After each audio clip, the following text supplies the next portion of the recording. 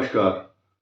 सभी दर्शकों का बहुत बहुत स्वागत। आज सिंह राशि पर चर्चा होगी। अगले 6 महीने क्या पोजीशन रहने वाली है, आप गंभीरता से इस बात को सुनेंगे और साथ ही साथ नया जो संवत्सर आएगा वो कैसा रहने वाला है। इसी के साथ साथ बीच बीच में जो आपको चेतावनी देने के लिए राहु मंगल का अंगारक योग तथा केतु की जो पोजीशन है, इसका जो तांडव है, इसका रौद्र रूप है, वो भी देखने को मिलेगा। लेकिन इससे बचना कैसे है, उसकी कुछ रेमेडी और कुछ उपाय बताऊंगा। पिछले कई हजार वर्षों से ऋषि मुनियों ने ग्रहों की जो चाल है उससे बचने के उपाय बताए गए हैं, लेकिन जो बुद्धिमान लोग हैं सरलता से खराब समय को निकाल लेते हैं। तो कुछ सरल विधि बताऊंगा, आप ध्यान से सुनेंगे। साथ ही साथ ये जो प्रिडिक्शन है जून तक है। किसी भी लग्न का व्यक्ति हो, मेष लगन से लेकर मीन लगन तक, लेकिन शर्त यह है कि उसका मघा, पूर्वा फाल्गुनी या उत्तरा फाल्गुनी नक्षत्र होना चाहिए। बाकी जो लग्न है, उस लग्न किसी भी लग्न का व्यक्ति हो तो लग्न के अनुसार अलग अलग प्रिडिक्शन होते हैं। लग्न पर भी प्रभाव होता है ग्रहों का और राशि पर तो होता ही होता है। अब आप ध्यान दीजिए, मघा, पूर्वा फाल्गुनी, उत्तरा फाल्गुनी नक्षत्र के जितने भी जातक हैं उनको ध्यान देना होगा, एक एक चीज को समझना होगा। केतु चल रहा है सिंह राशि पर, शनि की ढैया भी चल रही है और 16 जनवरी से 23 फरवरी तक मंगल ग्रह यहाँ पर रहेंगे आपके सप्तम भाव में। ये आपके जो पार्टनर्स हैं, पार्टनर शब्द को किस ढंग से लेना है ये समझिए। आप जिससे अथाह प्रेम करते हैं, आपका जीवन साथी है या आपके बिजनेस में साझेदार है या जिससे आप डील करते हैं, उसको जी कहा जाता है साझेदार या जो भी हिस्सेदार है आपका। उसके साथ वो आपके साथ अच्छा व्यवहार नहीं करेगा या आपके साथ उसके मन मुटाव और विवाद रहेंगे। ये अकाट्य सत्य है। और दूसरी बात, ये स्थिति 2 अप्रैल से 11 मई के बीच में भी रहेगी, यानी कि वर्ष का जो पूर्वार्ध है, फर्स्ट हाफ, वो बहुत अच्छा नहीं है। खट्टे मीठे कड़वे और चुनौती देने वाले काम बीच बीच में होते रहेंगे। इनसे बचना कैसे है, ये आपकी बुद्धिमत्ता और समझदारी के ऊपर भी निर्भर करता है। आप कितने टैलेंटेड व्यक्ति हैं और किस समस्या को किस प्रकार से चुपचाप रह करके वॉच करते हुए, और एक एक बॉल जैसे क्रिकेटर के पास आती है पिच के ऊपर और वो बड़ी समझदारी से उनको बॉल को खेलता है, ऐसे ही एक एक समस्या को धीरे धीरे आप साइड बाय साइड हटाते रहेंगे और अपने को सुरक्षित करेंगे। फिलहाल इस 15 तारीख से जो पोजीशन है वो बहुत अच्छी नहीं है, क्योंकि सूर्य जो है आपका 6ठे भाव में मंगल के साथ है और शनि की ढैया भी है। और ऐसी स्थिति में जब जब सूर्य आपकी राशि को ना देख रहा हो तब तब चुनौतियां आएंगी। यानी कि 14 तारीख को सूर्य आपकी राशि को नहीं देखेंगे और मंगल के साथ होंगे। फिर सूर्य फरवरी के महीने में आपकी राशि को पूर्ण रूप से देखेंगे, तब राहत मिलेगी। फिर अष्टम सूर्य अच्छा फल नहीं देता। उच्च राशि में सूर्य जब आएंगे, भले ही ना देख रहे हों, लेकिन सूर्य का उच्च राशि में होना ये बड़े गर्व की और महत्व की बात इसलिए होती है क्योंकि सूर्य आपकी राशि का स्वामी, और जब वो शक्तिशाली होता है तो आपकी राशि को बल मिलता है, इसको बोलते हैं बलवान राशि। फिर शत्रु राशि में आएंगे। उसके बाद 15 जून के बाद 15 जुलाई तक मिथुन राशि में विचरण करेंगे। ये सबसे श्रेष्ठ पोजीशन होगी। और अब जून तक क्या पोजीशन है, छोटी छोटी बातों को समझना है। कुछ लोगों को विवाह की तैयारी करनी है, कुछ लोगों को एग्जाम देना है, कुछ लोगों को यात्रा भी करनी है, कुछ लोगों को अपनी सुख और समृद्धि के लिए जिनके पास पैसा है वो सोना चांदी खरीदेंगे। जून तक आपके घर में सोना चांदी जरूर आएगा, किसी भी तरह से आए, लोन लेकर आए, चाहे आप कैश खरीदें या आप खुशी के काम के लिए खरीदें या अगली सेविंग के लिए या अपना जो भी इन्वेस्टमेंट के पर्पज से बहुत लोग सोना खरीदने वाले हैं, ये बिल्कुल सच्चाई है। लेकिन अब ये भी देखना होगा, पूरे वर्ष रौद्र नाम का संवत आपके सिर पर 19 मार्च को आ रहा है। यानी कि रौद्र नाम का जो संवत है, संवत 2083 इस रूप में जाना जाएगा।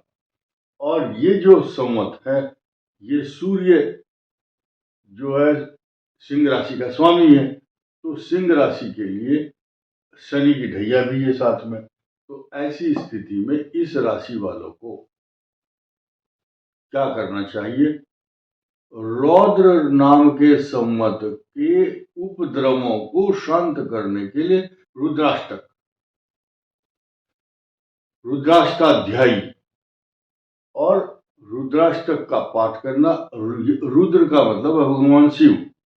भगवान शिव की उपासना आप रुद्राष्टक के रूप में या आप पंचाक्षर स्तोत्र अथवा रुद्राष्टाध्यायी जब आप पढ़ते हैं तो उससे रुद्री का पाठ करने से रौद्र नाम के संवत के द्वारा उत्पन्न उपद्रव शांत हो जाते हैं, ऐसा है। इसके अलावा जो लोग महामृत्युंजय का पाठ करते हैं वो भी भगवान शिव का ही मंत्र है, उसका भी पाठ करना शुभ रहेगा।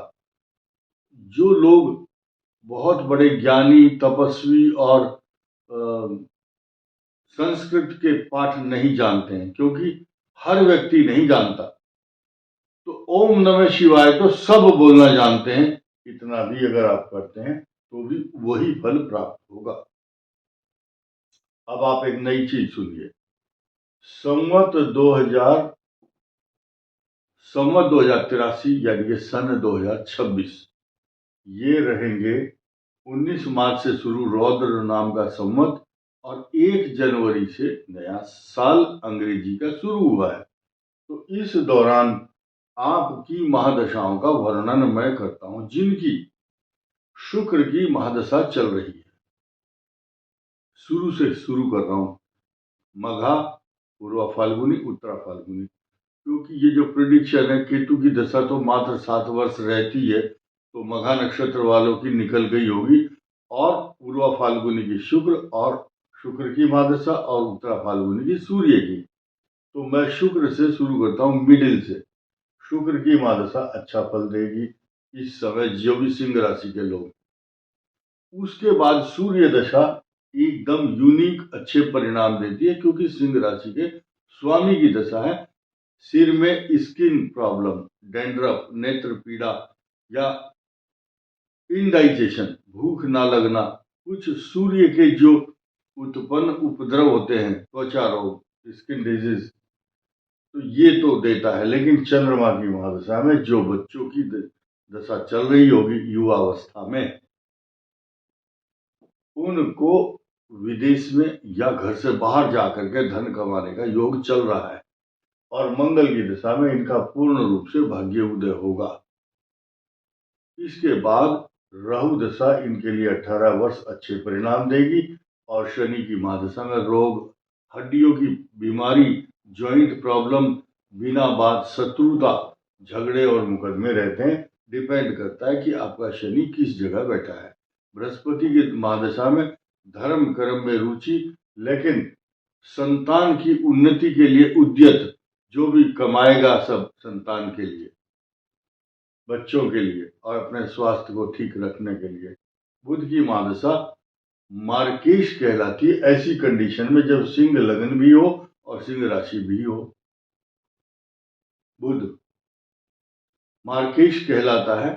अब डिपेंड करता है कि इस कुंडली में आपका सप्तम भाव और द्वितीय भाव या नवम और तृतीय भाव, ये भी मार्केश कहलाते हैं, क्योंकि मृत्यु भाव से भावात भावम के सिद्धांत से ये सेकंड हाउस हुआ, और अष्टम से अष्टम ये भी मृत्यु का कारण बनता है। तो ये जो मैंने आपको बताया, ये पोजीशन रहेगी सिंह राशि की महादशा के लिए। रुद्र का नाम लेना, रुद्राष्टाध्यायी, भगवान शिव की उपासना, और दूध से, गंगा जल से शुद्धोदक स्नान करा करके भगवान शिव का अभिषेक जो करता है, उनको उनके सभी मनोरथ पूर्ण हो जाते हैं। अब हम आपके सामने बात करेंगे हेल्थ, करियर और फाइनेंस के विषय में। देखिए, हेल्थ को लेकर के केतु हेल्थ को खराब करता है, और अष्टम भाव में और छठे भाव में सूर्य और मंगल का आना रोग कारक और स्वास्थ्य के प्रति आपको चेतावनी देता है। इसलिए सिंह राशि को अपने स्वास्थ्य के प्रति सजग और सचेत तो रहना ही होगा। स्पॉन्डोलाइटिस, हड्डी के रोग, स्पाइनल कॉर्ड, कमर के दर्द तथा कभी कभी चक्कर आना और अशांति, तनाव, एंजाइटी, नींद की प्रॉब्लम रहती है। किसी किसी को रात में नींद नहीं आएगी, तो आपको अपनी नींद पूरी करने के लिए कुछ भी उपाय ढूंढें, मेडिटेशन करें, दवाई ना खाएं, और इनसिक्योरिटी मन में नहीं रखनी चाहिए। ये तो है हेल्थ से रिलेटेड मामला। अब कैरियर को देखते हुए, ये कैरियर का हाउस शनि के द्वारा दृष्ट है। कैरियर तो अच्छा ही रहेगा। आपके काम 1 हफ्ता, 10 दिन, 1 महीना लेट हो सकते हैं, लेकिन निराशा शनि जो है लेट करता है। मंदह, इनका नाम है मंद। स्लो काम हो सकता है, लेकिन डिनाई नहीं। तो इसलिए आप प्रयास करते रहें। और बृहस्पति जहां आपके इनकम हाउस में है, इसकी पूर्ण दृष्टि आपकी नॉलेज पर है, ज्ञान पर है, बुद्धि पर है, आपके विवेक, आपकी संतान, और पिछली जितनी भी ज्ञान और ऊर्जा, अन्य एनर्जी है आपकी, पूर्व जन्म के ज्ञान को भी उस समय बाहर निकाल देता है मनुष्य, जब बृहस्पति की दृष्टि हो, अतिचारी पोजीशन में हो। तो अब आप देखिए फाइनेंस से रिलेटेड, मैंने आपको बताया सोना चांदी खरीदने का योग, खूब पैसा कमाएंगे। डिपेंड करता है कि किस दशा में आप गुजर रहे हैं। कुछ लोगों को लगता है कि हम अपनी तरफ से बोलते हैं कि तुम धनवान हो जाओगे तो तुम हो जाओगे, और नहीं हुए तो भाई हमारी गलती है। ऐसा नहीं है। डिपेंड करता है कि this is depend upon your planetary position. आपकी ग्रह दशा कैसी चल रही है, गोचर के अनुसार देखा जाए तो आर्थिक रूप से आपको मजबूती देने वाला ग्रह चल रहा है। उसी रेशो में आपको धन मिलेगा जिस तरह की आपकी महादशा चल रही है। ये गोचर जो है ट्रांजिट प्लैनेटरी पोजीशन और करंट अफेयर्स को दर्शाता है। साथ ही साथ लकी कलर, फाइनेंशियल पोजीशन अच्छी रहेगी, और लकी कलर, लक जो है, भाग्य, आपको ऑटोमेटिकली आपका भाग्य बहुत अच्छा है तो वही कलर आपके पास आ जाएगा जो आपके लक को अच्छा बनाता है। देखिए, डार्क कलर को कभी यूज मत करो, लाइट कलर को यूज करो। ऑरेंज कलर आपके लिए सबसे अच्छा रहेगा, और लाइट रेड कलर जो बहुत, यानी कि आप पिंक बोल सकते हैं, पिंक कलर का कोई भी आप बेड शीट रख सकते हैं। आप घर के दरवाजे चेरी कलर, पिंक कलर इससे रखें, इससे रिलेटेड हो। और कोई भी वस्त्र या आपका हैंकी, रुमाल, आपकी गाड़ी, आप कोई भी लैपटॉप, मोबाइल का कवर, जो भी आप 1-2 कलर ऐसा रखें जो आपको पॉजिटिव एनर्जी देता रहेगा। अगर ये कलर आप यूज करेंगे, दोबारा बताता हूं, पिंक कलर, रेड या हल्का ऑरेंज, ये कलर आपके लिए लकी कलर रहेंगे, और ये सारी उम्र रहेंगे। अब निर्भर करता है कि आपका कुंडली के अंदर कौन सा बलवान ग्रह है और लग्न क्या है। फिलहाल ये राशि की बात चल रही है। और उपाय में भगवान शिव की का एक मंत्र भी अगर पढ़ लेते हैं तो शिव पुराण में लिखा है एक मंत्र पढ़ने से, ओम नमः शिवाय बोलने से भगवान शिव साक्षात अपने स्वरूप में उसको बहुत अच्छा सुख और शुभ और पुण्य प्रदान करते हैं। इस वीडियो में इतना ही। धन्यवाद। नमस्कार।